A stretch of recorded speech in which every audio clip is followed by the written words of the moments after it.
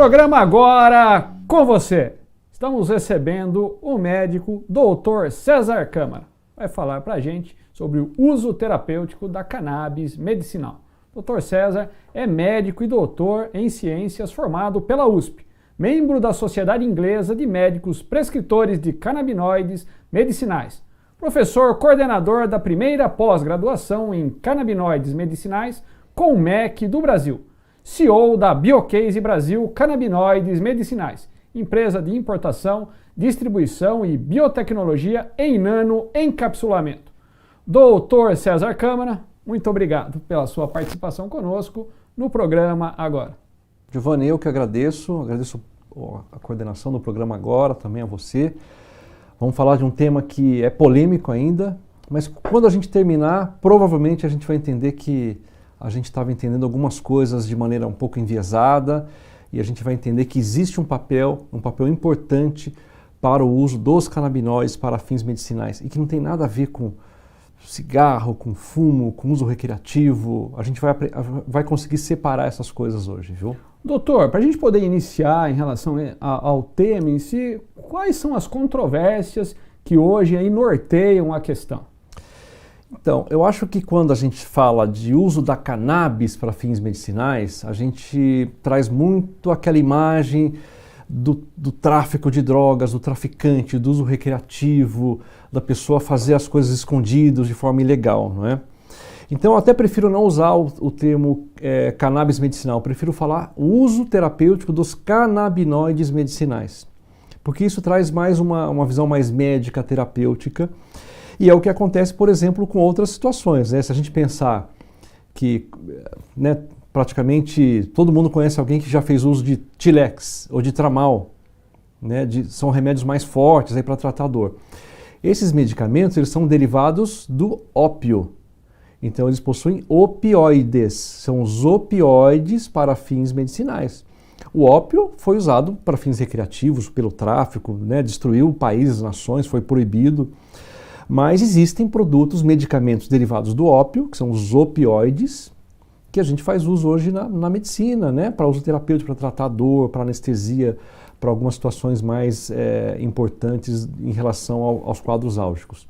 E a mesma coisa para a cannabis. A cannabis, a planta, ela possui canabinoides medicinais.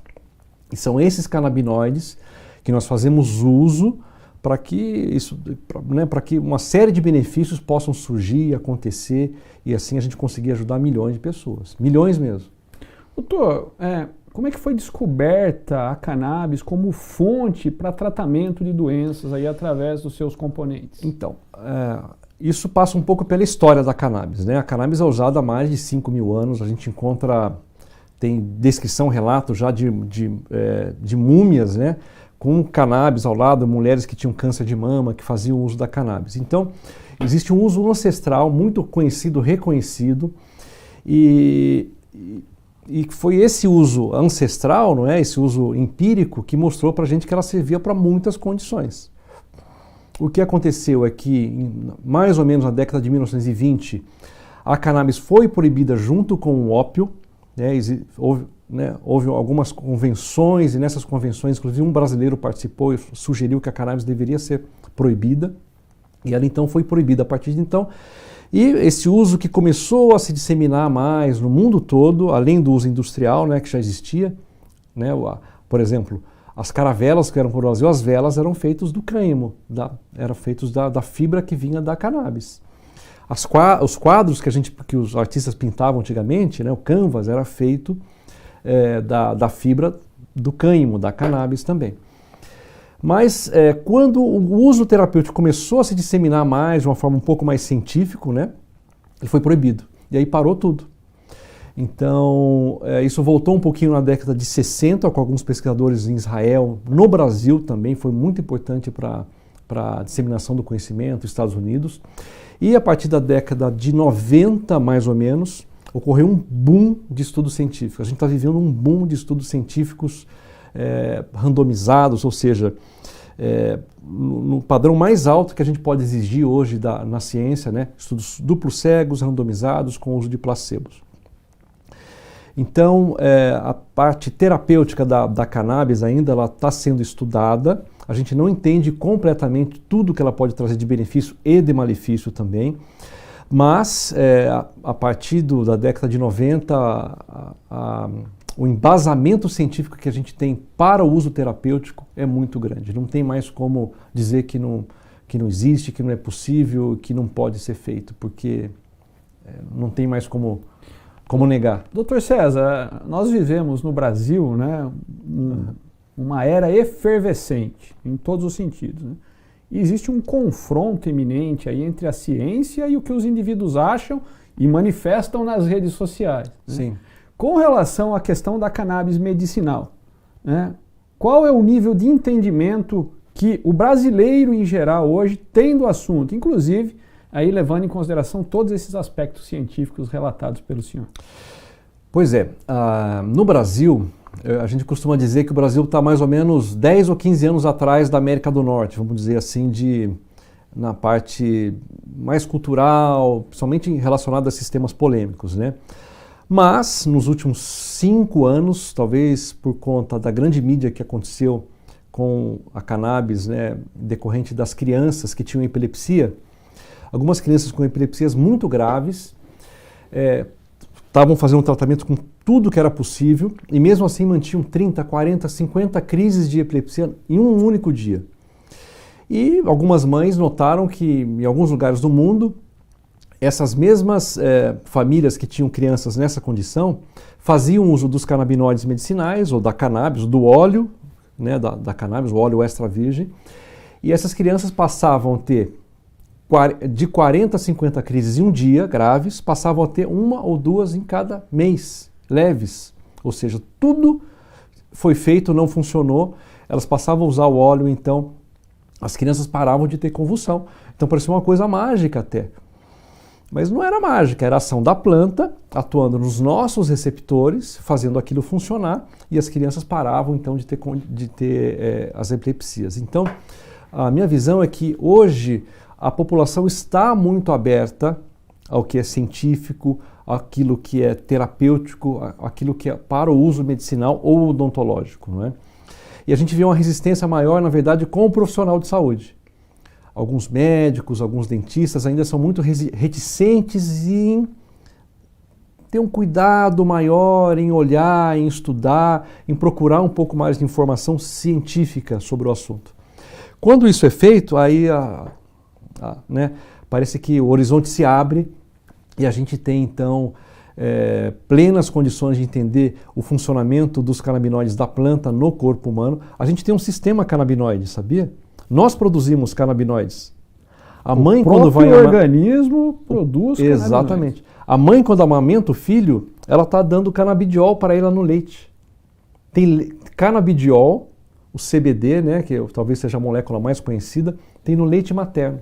E isso é produzido por algum órgão específico? Como é que se dá essa produção natural, doutor? Então, na verdade, não existe um órgão específico, né? Existe um sistema. Como tem um sistema linfático, um sistema cardiovascular, existe um sistema de sinalização, existe um sistema canabinoide humano. Ou seja, nós temos receptores para os canabinoides das plantas, nós produzimos canabinoides, anandamida, o 2-AG e mais de 10 canabinoides já descritos. Só que esse sistema é como se ele ficasse adormecido. Ele está ali para trazer o equilíbrio. Tudo que está desequilibrado no corpo, se eu tenho uma inflamação demais, ele controla a inflamação. Se eu tenho fome demais, ele controla a fome. Se eu tenho dor demais, ele controla a dor. Se eu tenho um dano cerebral ou neurológico, ele tenta corrigir aquilo. Então, só que ele está adormecido.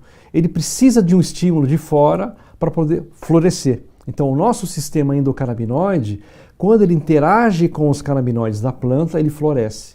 E aí a gente tem esse equilíbrio que passa a surgir no corpo humano, no controle da dor, no controle da ansiedade, no controle da qualidade do sono, né, em outras condições neurológicas, como Parkinson, algumas utilizações em psiquiatria e nas crianças com epilepsia, que é uma coisa maravilhosa. Não é? Ciência, não é, doutor? Exatamente. E por falar em ciência, estamos aí ainda em época de pandemia, em tempos de pandemia.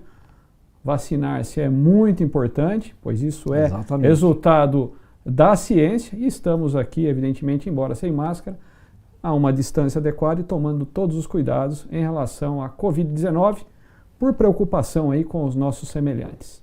Isso mesmo, importantíssimo. Tomem vacina.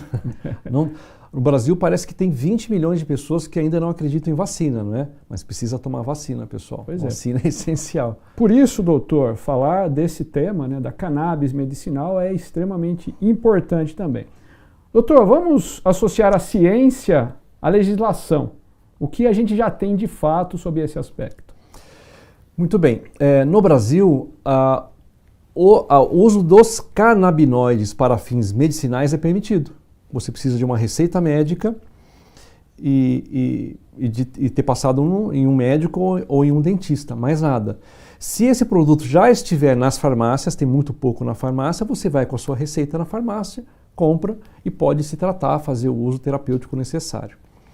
Se o produto não estiver ainda nas farmácias, ele precisa ser importado. Então, essa mesma receita, você entra no site da Anvisa, que tem um site específico para isso, faz um cadastro, recebe uma licença, o tempo para receber a licença é de 3 dias só, e com essa licença você tem autorização para comprar aquele produto prescrito por 2 anos. Então, se a gente colocar em tempo, em quanto tempo eu consigo entre passar na consulta e receber o produto em casa? Em torno de 10 dias, 15 dias no máximo, você recebe na sua casa. De maneira legal, lícita, como licença, você pode viajar com o produto, você pode transportar sem problema nenhum. Uma outra coisa importante é que a legislação brasileira, ela culpa muito o THC, ele trata o THC como vilão. O que é o THC? É a molécula da planta, da cannabis, que é psicoativa, que deixa o olho vermelho, que dá barato, que faz você se sentir, às vezes, com ansiedade, ou que pode causar algum sintoma, pode gerar, em alguns casos raros, mas pode gerar psicose e assim por diante. O que é importante dizer? Que 95% ou mais dos produtos para uso terapêutico que estão aqui no Brasil possuem uma quantidade muito pequena de THC. O que significa isso? Que se o produto tem menos de 1% de THC, e esses produtos quase todos têm 0,3 no máximo, menos de 1%, a gente não ativa o nosso sistema dopaminoide. O que é o sistema dopaminoide? É o nosso sistema de recompensa. É aquele sistema que faz a gente querer tomar mais, fazer mais uso, é aquele sistema que causa a dependência química. Então, quando nós fazemos a prescrição e o paciente faz uso de um produto com a quantidade de THC abaixo de 1%, ele não corre risco de dependência química, ele não corre risco de desenvolver um quadro agudo de psicose, de ansiedade, de taquicardia. Toda essa questão da cannabis de rua, do uso recreativo, que vem do traficante, que você compra escondido, não tem relação com esse uso terapêutico. Tá bom? Então isso tudo está fora. Por isso que é importante o uso orientado por um Exatamente. Profissional, não é, doutor? Que saiba o que está fazendo, né? Para que os resultados terapêuticos, evidentemente, possam ser aí alcançados, não é, doutor? Doutor, acho que é importante, talvez um dos pontos mais importantes dentro de toda a importância que tem com relação ao tema, né? Quais doenças catalogadas hoje já podem ser tratadas através aí do uso dos componentes da cannabis medicinal? Tá. Muito bom. Isso é importante falar pelo seguinte, se a gente for procurar na internet, a cannabis trata tudo. Então tem um pouco de ativismo, o pessoal fala, tem que liberar porque é bom para tudo, serve para tudo. Não serve para tudo. Para algumas coisas funciona muito bem, para outras coisas não serve para nada. Então, isso está evoluindo também, né? Conforme a gente estuda mais e compreende mais, a gente sabe para que serve mais, para que funciona mais e para que não serve, para que não tem utilidade e pronto. Então, existe um rol de pelo menos 15 condições ou doenças que a gente pode citar, passando por espasticidade muscular em quem tem esclerose múltipla, algumas condições de glaucoma, algumas condições dentro do Parkinson, melhora do apetite, principalmente no paciente oncológico, o paciente com HIV e assim por diante. Epilepsia, né, em crianças, como a gente viu, mas eu gosto de simplificar um pouco mais isso. O que tem de mais evidência? O que é mais palpável? O que a gente vê mais no dia a dia e que realmente funciona, que traz um benefício praticamente de imediato? É o tratamento da dor crônica, o tratamento da ansiedade e a melhora da qualidade do sono. Tratamento da dor crônica. 30% dos brasileiros têm algum tipo de dor crônica. Ansiedade. O Brasil é considerado um dos países mais ansiosos do mundo. E melhora da qualidade do sono. A gente em estudo, existe relato de apenas 20% das pessoas terem sonos com qualidade elevada de forma recorrente ao longo da vida. A gente pode incluir aí a síndrome do pânico também nesses aspectos de tratamento, então, doutor? Ou a gente tem que diferenciar entre a questão da ansiedade e da síndrome do pânico? Pode sim. A síndrome do pânico está associada ao uso da cannabis fumada, do traficante de rua, uso recreativo. Por quê? Por causa do THC. Tá bom? O THC ele causa ansiedade. O THC causa taquicardia e causa, às vezes, né, em quem tem essa predisposição, em ter ataques ou crises de pânico. THC. Como que eu trato uma intoxicação por THC? Com a molécula contrária a ele, que é o canabidiol. Então, no hospital, se eu tenho um paciente que está tendo crise de pânico causado pelo THC, nós damos canabidiol para ele, tá bom? Então, ele além de controlar a ansiedade, ele vai contra o THC. Por que eu estou fazendo essa volta toda? Para dizer que quando a gente usa tratamento, os óleos, os produtos para tratamento de ansiedade, e aí uma ansiedade extrema é a crise de pânico, a gente está usando os óleos que não têm THC, uma quantidade muito pequena. Então são óleos que podem colaborar e podem ajudar sim os pacientes com crise de pânico, não na crise aguda, mas na manutenção, para que ele não chegue a ter a crise aguda. Eles podem ajudar no controle do sono também, deixando o sono mais tranquilo. E olha só que interessante, pessoal, isso aqui é uma coisa maravilhosa. E é uma das primeiras coisas que acontecem, tá bom? Isso é baseado em estudo com veterano de guerra. Veterano de guerra pode ter que tipo de problema? Síndrome do estresse pós-traumático. Então essas pessoas têm muito pesadelo à noite. Os óleos derivados da planta, com menos de 1%, o extra virgem, o óleo de qualidade, quando a gente começa a usar com esses pacientes ou com qualquer paciente, eles param de ter pesadelo. Param de ter pesadelo. Você não tem mais pesadelo, entendeu? Acaba. Então, não é só o pesadelo, você não tem mais pensamento complexo à noite, não tem síndrome de perna agitada, você dorme melhor, o sono é mais profundo. Mas os pacientes dizem o seguinte: doutor, se fosse só isso, já valeria a pena. Doutor, interessante, não é? É muito interessante. Eu vou até puxar um outro aspecto aqui. A internet, tem de tudo na internet. Né? Uhum. Existe algum estudo, alguma relação do tratamento através da cannabis medicinal em relação à Covid? Então, os canabinoides medicinais são anti-inflamatórios. Eles são anti-inflamatórios potentes. Então, existem alguns estudos já sendo feitos no mundo, existe aqui no Brasil também, feito na USP, para tratar a síndrome pós-Covid, que é justamente tratar a inflamação, tratar essa alteração inflamatória que acontece no pulmão ou nos próprios vasos, né? Então, a gente não pode dizer ainda que os óleos, né, os canabinoides medicinais vão tratar ou vão ajudar a tratar a síndrome pós-Covid. A gente acha que sim, mas a gente precisa de estudos ainda para corroborar, tá bom?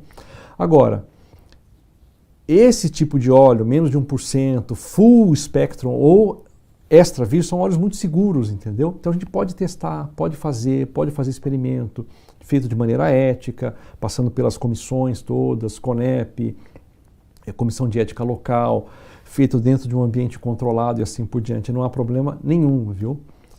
Porque os produtos são seguros, a gente sabe as interações que existem, a gente entende como tem que ser a dosagem. Então, se existe alguma coisa que faça sentido de ser estudada, a gente pode estudar com segurança. Estamos recebendo no programa agora, então, hoje, o Dr. César Câmara. Vamos ao intervalo comercial.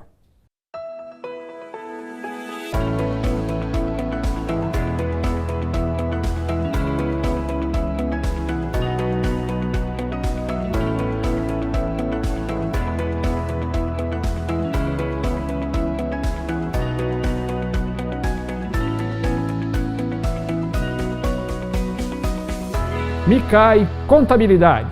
inteligência contábil a serviço do seu negócio.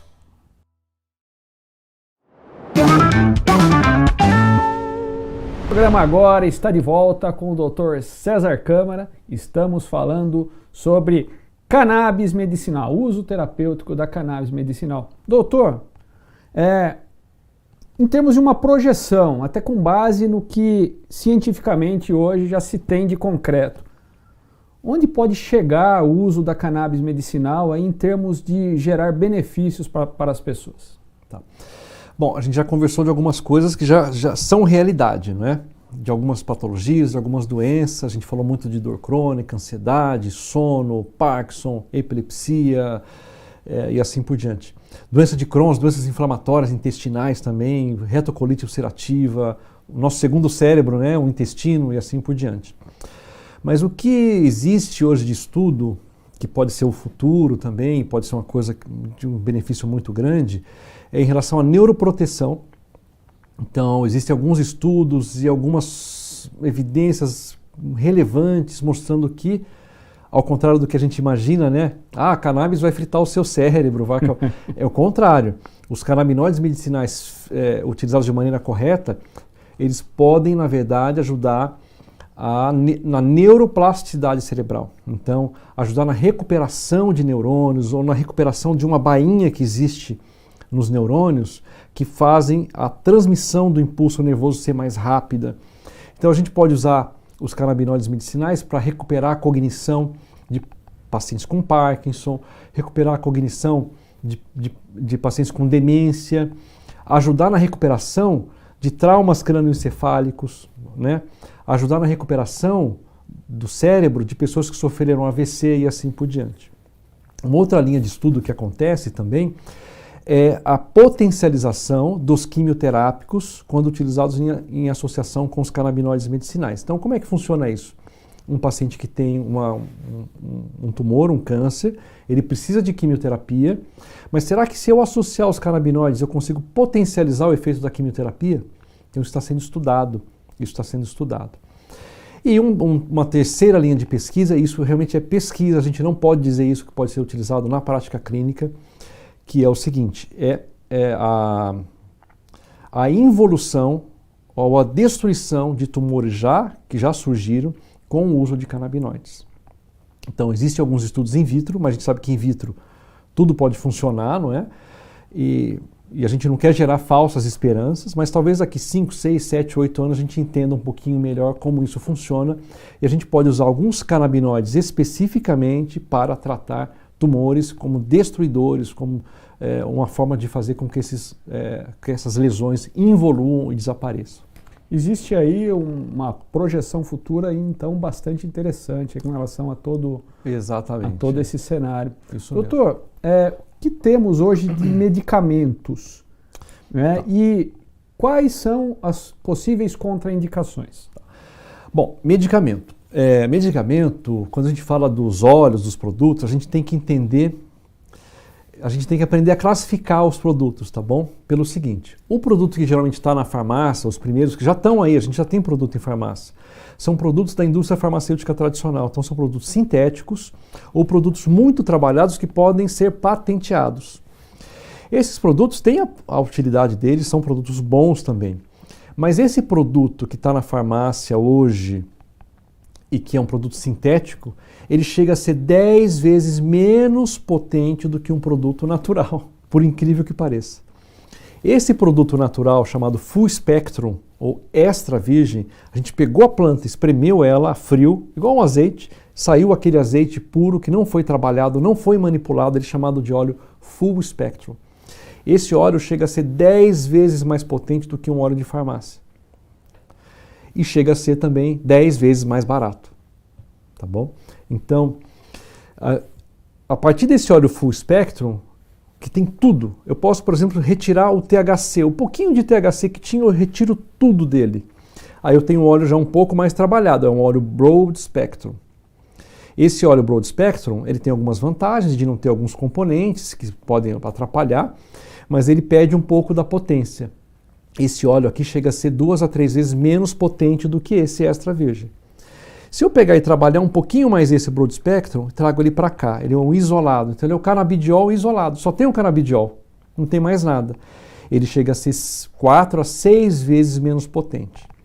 Conforme a gente pega o óleo e vai trabalhando ele vai perdendo a potência, mas ele também vai ficando mais caro. Então é muito importante a gente saber que tipo de óleo existe, como ele foi trabalhado, para poder entender da dosagem, qual a dose que eu tenho que usar e quanto isso vai custar para o paciente, tá bom? Uma dica de ouro que eu vou passar aqui para vocês, existe alguns sites de ranqueamento já, um deles chama-se listaverde.com.br. Lá ele classifica os óleos, ele está dividido por óleo full spectrum, que é o óleo extra virgem, por broad spectrum, que é o óleo já um pouco trabalhado, e em óleos isolados, tá bom? Então lá você consegue saber da onde o óleo veio, se ele foi usado agrotóxico na plantação, se ele fez teste para ver se tem metal pesado, se não tem, porque é um fitoterápico, a gente pegou a planta e espremeu. Então eu tenho que saber tudo que tem lá dentro, tudo, tudo, tudo. Não pode ter agrotóxico, não pode ter contaminante, não pode ter metal pesado. Eu tenho que saber todos os canabinoides que estão lá presentes, eu tenho que saber tudo. Então nesse site, listaverde.com.br, eu consigo, se eu não soubesse a classificação do óleo, só escrevo o óleo que eu estou querendo pesquisar, ele vai me dizer, e ele vai dizer para a gente o que está lá dentro, de onde o óleo veio, quem produziu, e ele dá uma nota também de qualidade, entendeu? Então, os melhores óleos do Brasil estão lá já, estão classificados lá, e se você estiver utilizando um óleo que não está lá, você escreve, manda um e-mail para eles, e geralmente leva 2, 3, às vezes até 4 meses para classificar, mas eles colocam lá também, tá bom? Doutor, eu vou fugir um pouco, não fugindo do assunto em questão, né?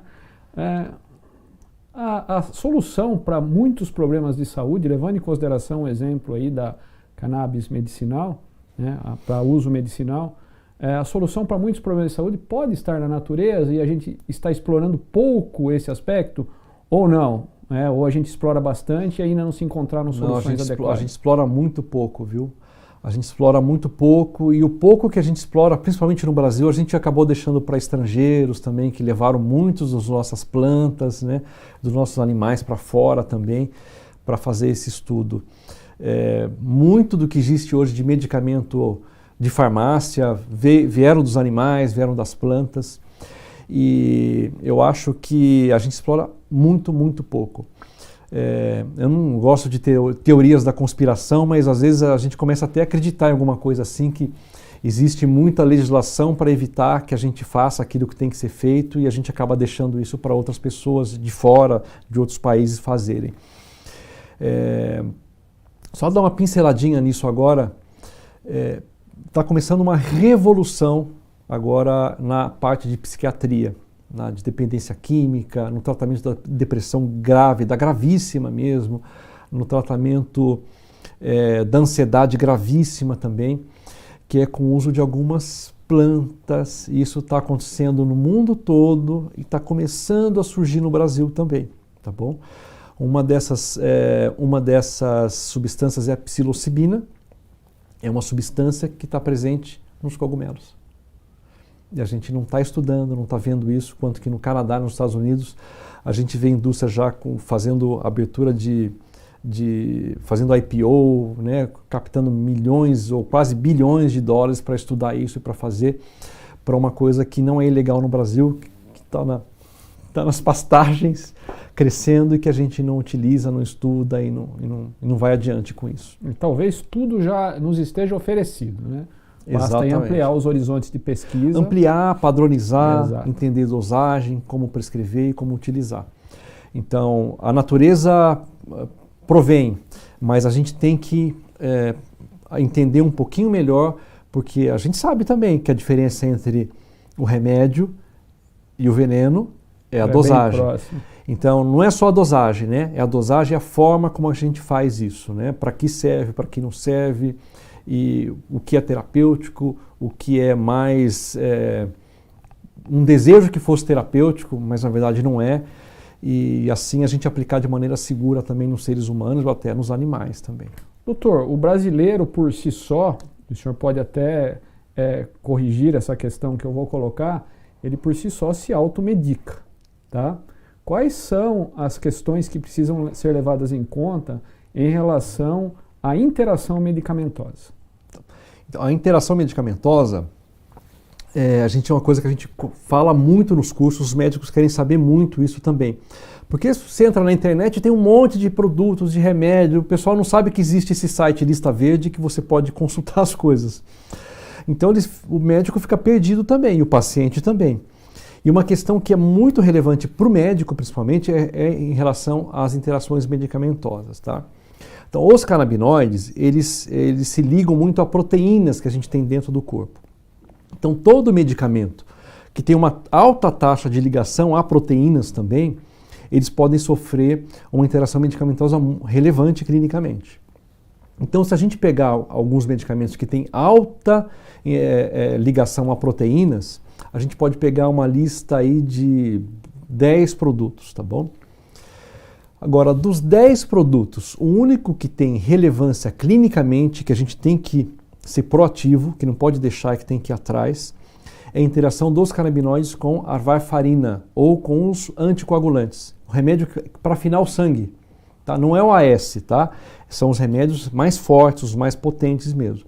Quando a gente faz uso dos canabinoides, o que acontece?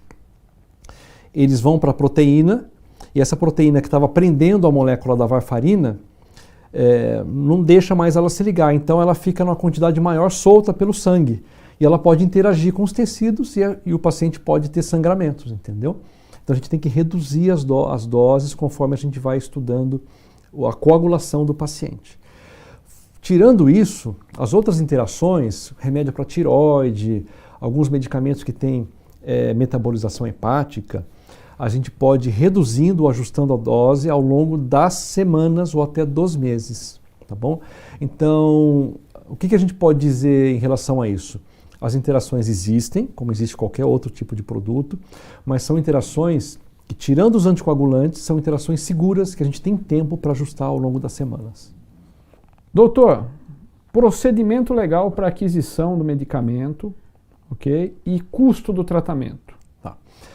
O procedimento legal, quando esses produtos fitoterápicos começarem a estar nas farmácias, né, vai depender só da receita do médico.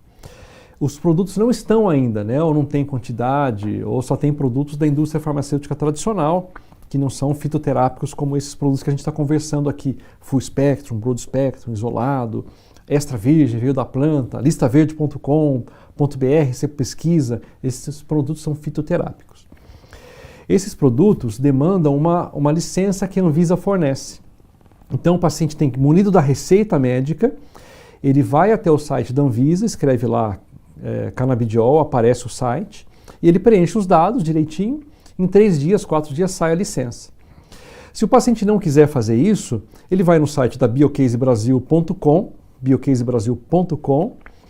veja o contato, tem um contato de acolhimento, tanto pelo WhatsApp ou por e-mail, e a Biocase Brasil faz tudo isso para o paciente sem custo nenhum, sem problema nenhum, tá bom?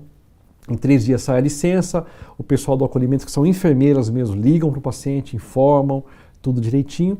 Com essa licença, ele tem autorização para comprar aquele produto por 2 anos. Ele não precisa ficar renovando isso e pronto, entendeu? E munido da licença, ele pode viajar, pode transportar, ele pode ir para qualquer lugar dentro do Brasil sem problema nenhum, tá bom? Uma coisa importante, pessoal, viagem internacional. Tem países que aceitam, né, o uso dos canabinoides para fins medicinais, mas tem países do mundo, principalmente o mundo árabe, que não aceita. Então, se você levar o seu óleozinho, mesmo com uso medicinal, com a receita, com a licença, com o QR Code bonitinho, certinho, pode ser um problemão, tá? Pode ser um problemão. Só lembrar disso, então. Custo de tratamento depende muito da doença, da patologia, da condição, né? Existem tratamentos que duram 2 meses, 3 meses, existem tratamentos que o paciente vai manter durante muito tempo. Agora, se a gente pensar no custo mensal, pode variar entre 180 e 400 reais, dependendo da condição, por mês, tá? Não custa 2 mil, 3 mil reais, 4 mil reais, como o pessoal falava antigamente, ou como acontecia aí alguns anos atrás, ou o quanto custa hoje com o remédio que existe de farmácia, que é o medicamento da indústria farmacêutica tradicional.